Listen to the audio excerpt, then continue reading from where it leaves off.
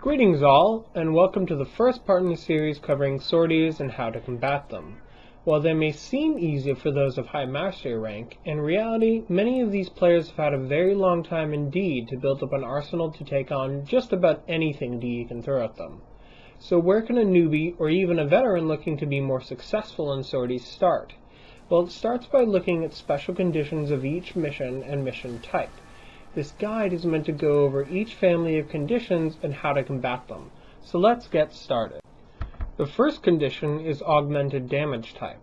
Enemies with a bonus damage condition can be made to deal additional damage in the form of any of the dual elemental types, such as Blast or Corrosive, or in the form of select single element types, such as Cold or Toxin. These conditions are the easiest to prepare for. In most cases, these conditions can be largely ignored, save for when running a frame that is dependent upon shields in case of magnetic and cold, or as low health in the case of toxin damage. In the case of toxin damage, bringing a way to regenerate your health, such as health pads, frame abilities, or arcanes, can greatly smooth your progress in a mission.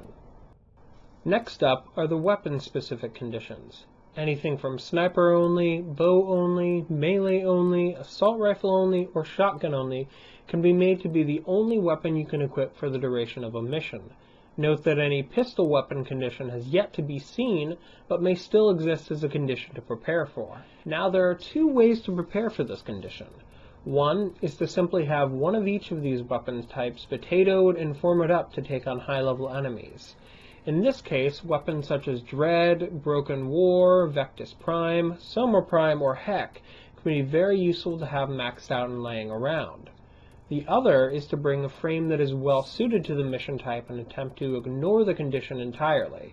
In the case of spy missions, this may mean bringing Loki and ignoring enemies entirely, or in the case of exterminates or other kill condition modes, bringing a damage frame like Mag or Ember. It's truly a rare case indeed that this condition cannot be overcome with the right choice of frame and weapon. Next are conditions that restrict your Warframe's stats, such as Cold that limits your movement speed or shields, Fire that reduces your health, or any rejection that reduces your energy. These conditions can be dealt with one of two ways: ignoring them, or bringing a frame that isn't limited as much by a halved stat, such as a frame that has a particularly high value in the affected stat, such as Frost Prime for shields, Ash for health, or Loki Prime for energy or speed.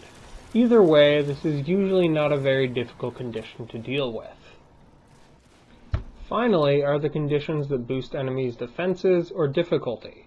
These include additional armor, shields, physical or elemental damage resistance, or increased Xmas unit spawning. With these conditions, poor planning actually can put a stopper to your progress, so it's best to actually build your arsenal around them. In the case of additional armor, this could mean bringing corrosive projection, or a frame that can enable easy finisher damage such as Ash with Bladestorm, or Sleep Equinox or Ivara, or Radial Blind Excalibur to enable melee finishers. In the case of the latter three frames, bringing a dagger equipped with Covert Lethality can make this strategy all the more potent. With the shield condition, bringing weapons that deal toxin damage, mag, or shield disruption aura mod can make all the difference. Having faced this condition myself, I can tell you that perhaps for the first time ever, this condition has actually made Corpus shields truly massive and necessary to build around, even for high-level veterans.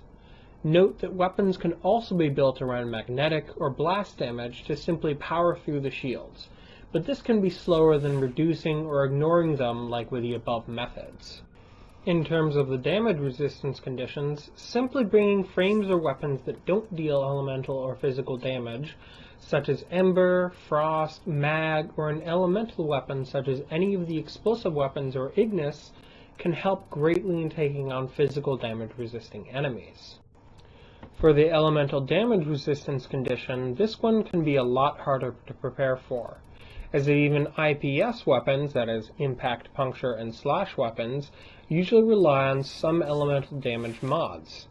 As with the previous condition, bringing a warframe or weapon that isn't as reliant on elemental damage, such as Ash, Excalibur, Valkyr, or Wukong, or even a Jat Kitag with both the event and primed impact damage mods should enable you to take on enemies just fine.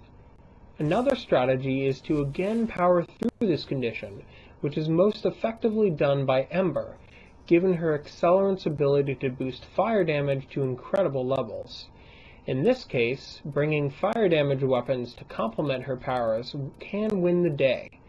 Note that in testing this condition, I found that enemies had an almost sentient-like ability to resist damage at increasing levels.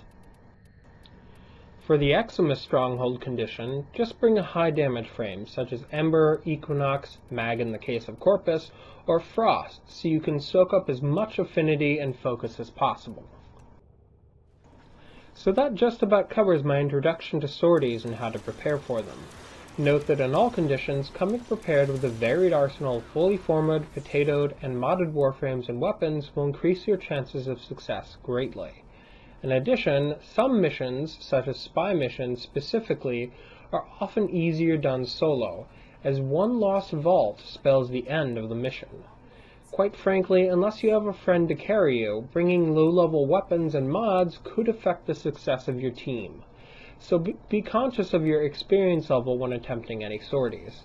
And with that, good luck, and get leveling, Tenno.